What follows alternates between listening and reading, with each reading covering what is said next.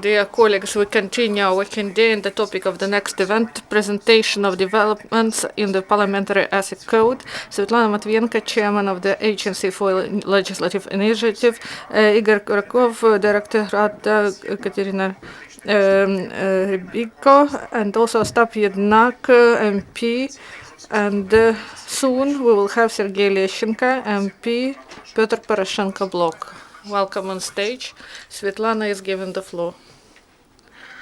Good afternoon, dear journalists. Now, today, we are going to present our achievements, the work of Laboratory of Legislative Initiatives, Bureau of Democratic Institutions of OSCE DIPOL, and the Institute of Multi-Party to facilitate our dialogue with the support of the Netherlands.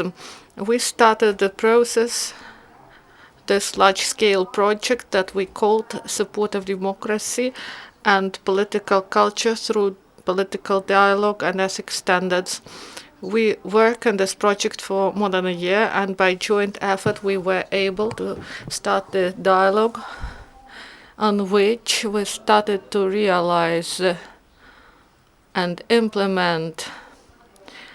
And we also implemented the experience of OSCE and other organizations. This topic is really important on Ukraine, and 5 or 6 years.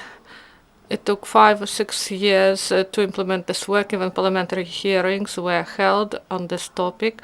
We have an ambitious goal to create a dialogue platform where we could discuss ethical issues in the activity of people's deputies in the format of the cafes, meetings, closed groups, and personal consultations.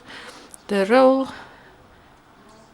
important role of our partners, USAID, RADA, and they allowed us to involve MPs and to work on this project and to implement it in the building of the parliament, because our main goal is to involve people's deputies, and we believe that all the initiatives should be started in this by deputies. We work with factions, with groups of deputies in order to bring this process to legitimate level. And you know that there was research on the level of trust to institutions, and the trust to Supreme Council is at the low level.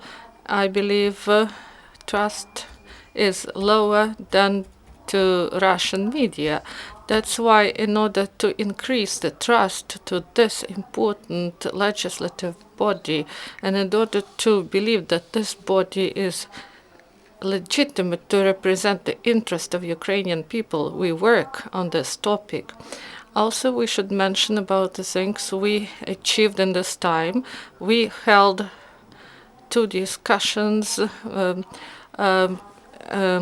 and there Mr. Cox took part in this, and we worked on cases developed by our partners from OSCE, and Kateryna is going to tell us about more, and these are unique things that gave us opportunity to provide deputies with opportunity to discuss conflict of interests, lobbying, and how these things should be structured, and there should be ethic in the relationship between deputies and deputy groups, deputies and their voters.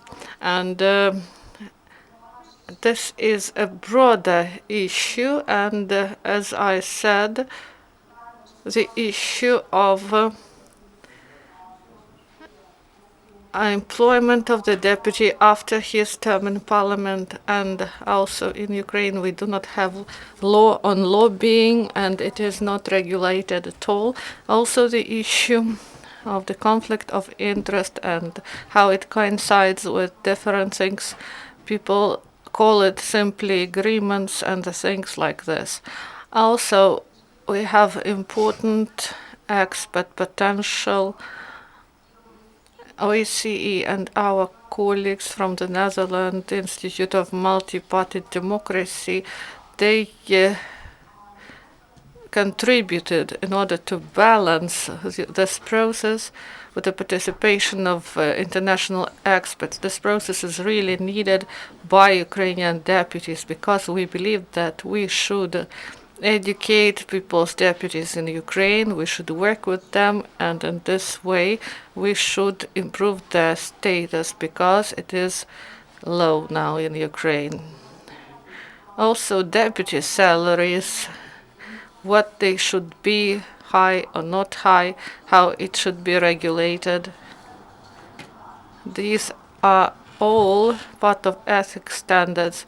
People's deputies in Ukraine are not ready to work coherently and ethically, and we as voters are not ready to understand clearly these processes, and it shows the level of our political culture.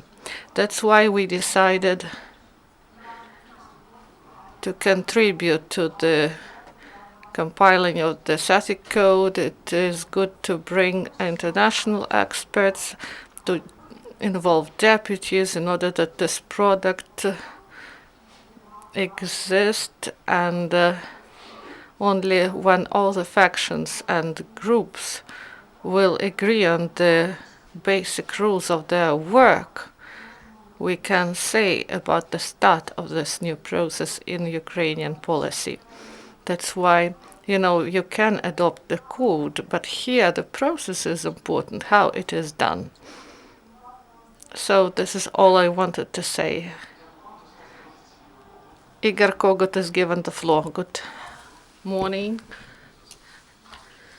dear journalists and audience, those who watch us online. I'm Igor Kohut, RADA USAID Program Director. And why we are involved in this project. Starting 2011, we start to help to improve communication between MPs and voters and their communication with the public, and about the authority, responsibilities, status of the deputies, control function of the deputies over government, and the reinforcement of the function of Parliament in fighting corruption and many other things. Among tasks, we cooperated with the OSCE institutions, Office for Democratic Institutions and Human Rights, and we got involved in the development of this professional code, code of profession of the Member of Parliament. Of course, there can be many political and philosophical discussions on this, but we believe, as in any other profession, there are basic principles that should be adhered to, and for the voters, evidently, the most important is external factors such as beatings, non-attendance of sessions, lack of quorum in the committees, non-personal voting. But we should have proper approach to parliamentarism. Things that involve responsibility and accountability of the deputies, and code envisages a lot of important norms concerning conflict of interests and declaring the assets and the issues of lobbying and many other things. And the task of this project, of this process,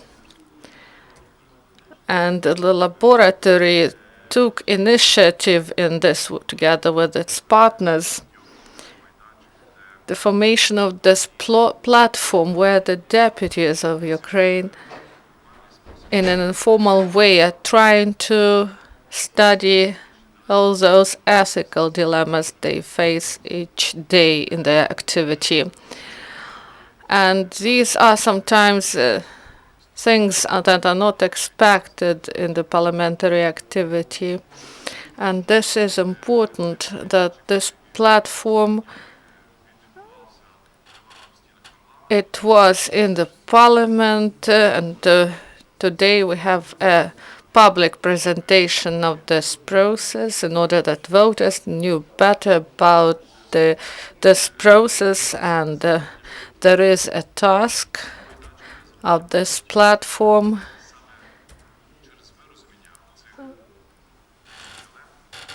in order to understand these dilemmas.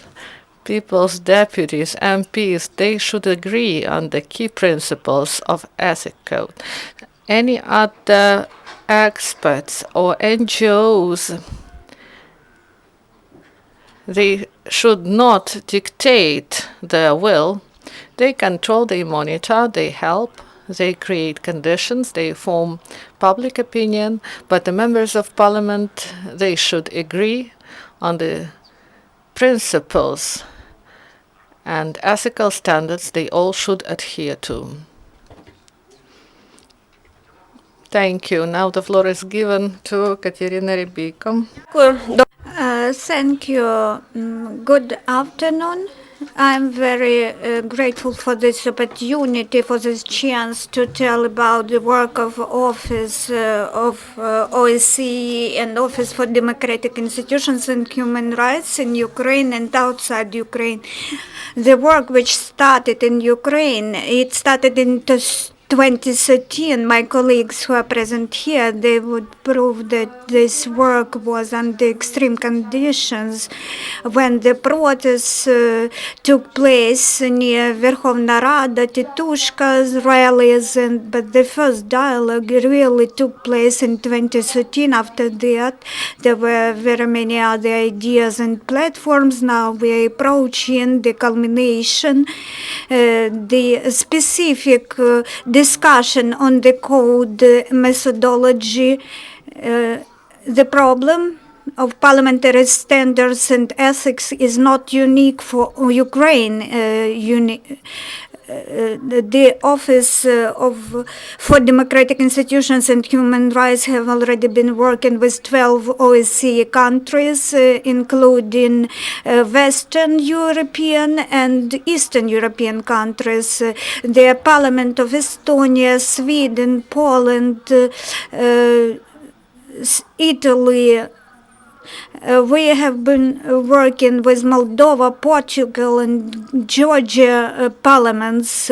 Why we are talking about this? How can we make this mechanism efficient in Ukraine and other OSCE countries and in the world? Today, recently, the ethical standards and dialogue about ethical and professional standards for MPs, it is discussed in terms of anti-corruption elements and combating political corruption. And this element, this mechanism is believed very efficient for promoting integrity and political responsibility of MPs and the Institute of Parliamentarians in a certain country. OSCE is not the only international organization which raises the importance of this issue. Along with partners in every country, there is also Council of Europe institution, the group of countries combating corruption. The fourth round of assessment of this organization is dedicated to the problem of ethics code, parliamentary ethics code in the Council of Europe member countries. The evaluation mission was in Ukraine. It visited Ukraine at the end of 2016, and they will visit us again on drafting the code of parliamentary ethics. I would like to say why we are drafting this code, usually the professional standards issue addresses efficiency, the performance of activities. I would like to mention first, this matter is comprehensive. It's not only behavior in the session hall, it's not only about battles in the parliamentary session hall. It is also gender component which should be discussed by our MPs, and they should be included in the ethics code, and the confidence issue also should be addressed, and the process of dialogue is very important because the ownership of this code and recognition of its principles, they are the matters of principle for efficiency of this mechanism, for this mechanism to perform well. And MPs are supported by a consortium of organizations. The MPs demonstrated in Ukraine that the process of drafting the code is not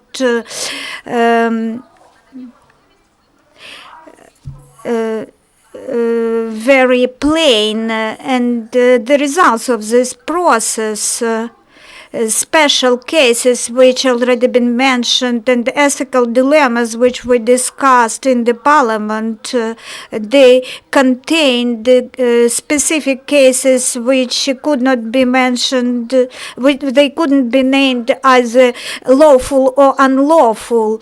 The range of matters which are referred to the green zone, this is just the code which should give us some fundamentals how to address these gray zone issues. All this was discussed in our dialogues, and I hope that in 2017, in the broad circle of public and MPs and civil society and international experts, we will move forward in this dialogue. And the letter talking about efficiency, when the code, when it is developed, when it becomes efficient.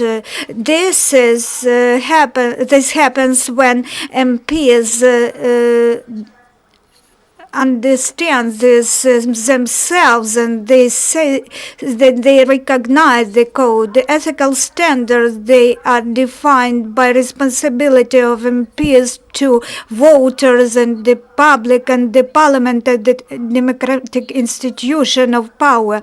And for the system of parliamentary ethics standards to be working, the parliamentarians should feel responsibility for the system which they have already built or are going to build.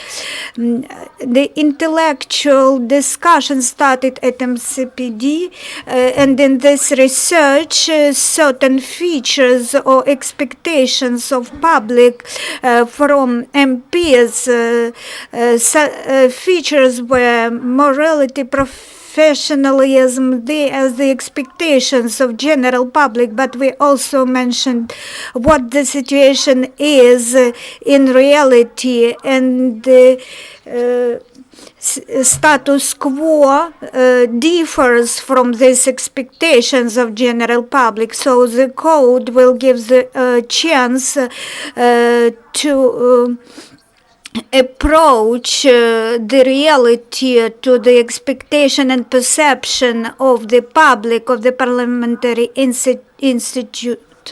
Thank you. We are giving the floor to Ostap Yednak.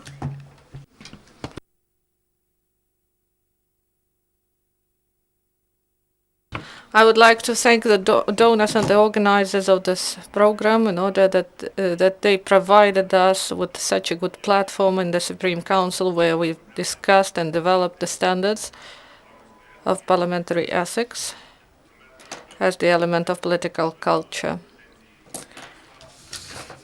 Of course, there are concerns about the level of parliamentary ethics now, and and also high mistrust to the parliament in Ukraine. And I want that the profession I represent be honorable, be respected by people, that I could come to school or to some institution of village and people felt respect. Now I feel some rejection to this profession because this profession was discredited in Ukraine. We feel this attitude from our people, mistrust to the parliament, mistrust to the institution of power undermines the legitimacy of the state power, and this is the internal threat. And it is good that at parliamentary platform, together with people's deputies, we discussed and wrote down these standards, and we have about 20 deputies who took part in this process. Unfortunately, we have fightings, we have break of agenda, and also business representatives are aides of the deputies, and also there is lack of normal standard rules of lobbying and in the spheres of in different committees. We see that there is lobbying, and last week during trip to the United States supported by the US government, we attended the Senate in Connecticut state, and they said that lobbying won't go further. And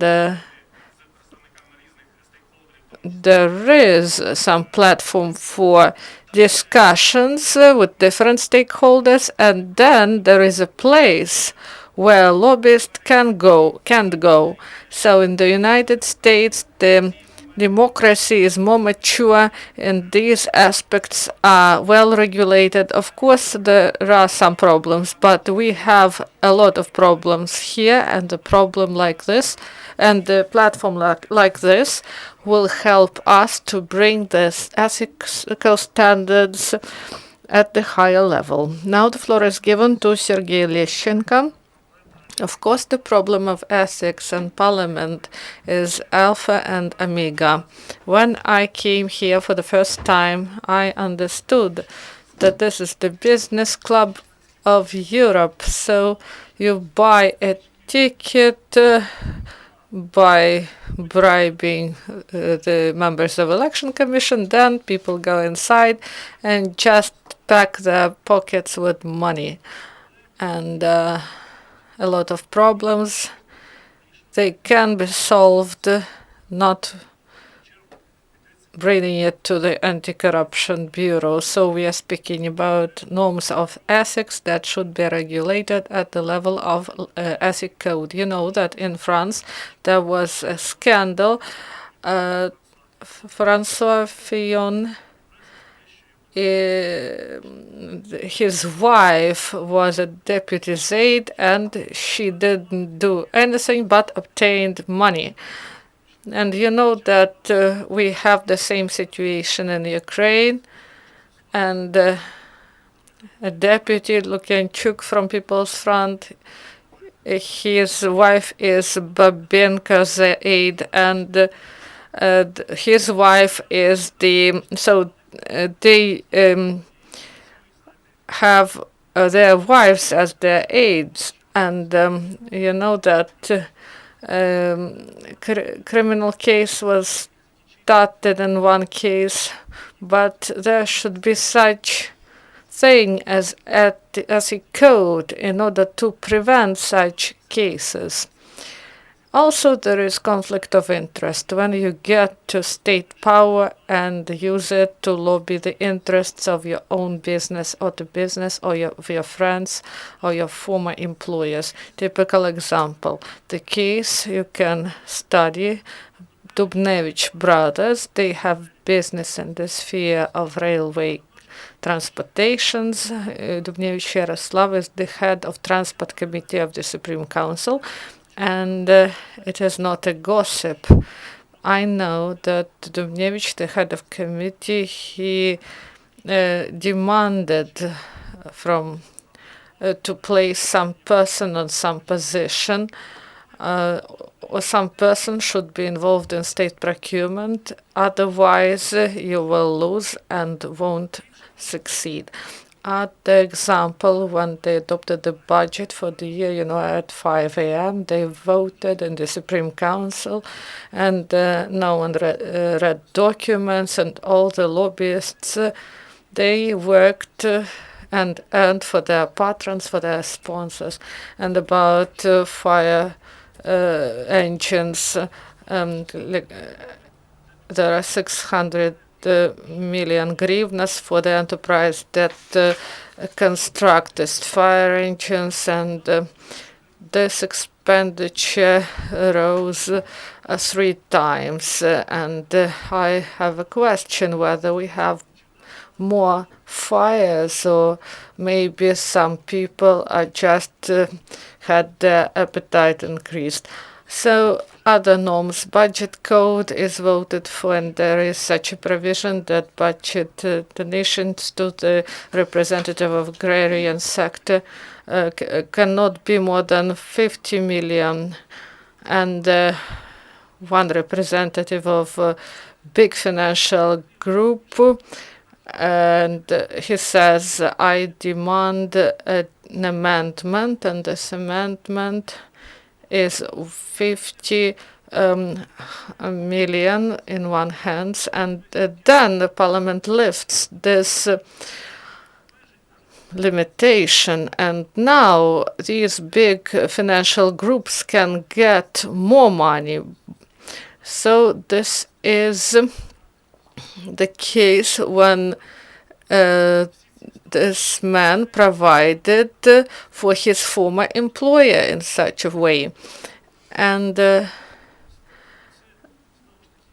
you know that law enforcement bodies are overloaded, and the court system is corrupt. We should stop such actions at the level of parliament, at the level of ethic code. Ombudsman or special representative can follow such conflict of interests. And when we will have European standard, deputies will understand the consequences of such actions, and they will prevent these conflicts themselves, as it is done in other countries. And also this ethic code should include not only conflict of interest, not only norms of ethics concerning employment of relatives, but also there should be accountability. All the expenses, all the trips should be reported, and also there should be the same with tolerance and respect to other deputies. There are some sexism or some sexual orientation issues. Some deputies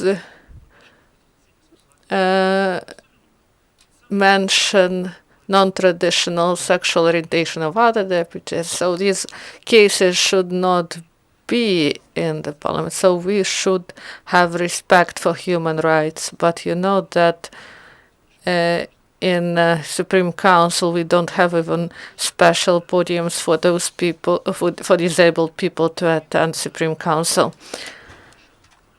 So we should bring together stakeholders to adopt this ethic code, and media, civil society, reformers in the parliament, and international organizations should be involved, because they are all the drivers of democracy and fighting corruption in Ukraine. So that's why we ask you for active participation, and we hope that in short-term prospect this ethic code will be important document for people's deputies in Ukrainian parliament. So if you have questions, you can put them off record. Thank you.